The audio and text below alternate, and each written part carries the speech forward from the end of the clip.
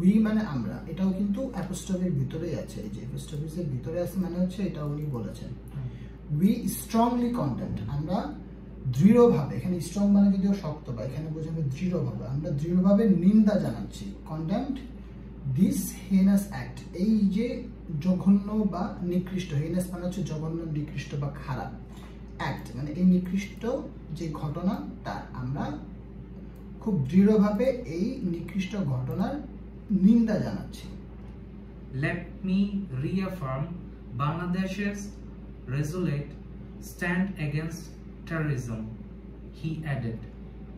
আচ্ছা, সো মানে এখানে বলতেছে লেটস মি রিঅ্যাফার্ম, মানে উনি বলতে চাচ্ছে যে আমাকে এটা নিশ্চিত করতে দেন, বা তিনি আসলে এটা নিশ্চিত করছেন, বাংলাদেশের মানে হচ্ছে বাংলাদেশের, এই অ্যাপোস্ট্রফি এসটা কাজ করতেছে এর, এটা বাংলাদেশের রেজুলেট মানে হচ্ছে যে স্ট্রং, আমরা একটু স্ট্রং বললাম না, এটা আসলে ওটারই একটা সিনোনিম, স্ট্রং বা হচ্ছে যে আপনার তোমার ধরো অবিচল, ঠিক আছে।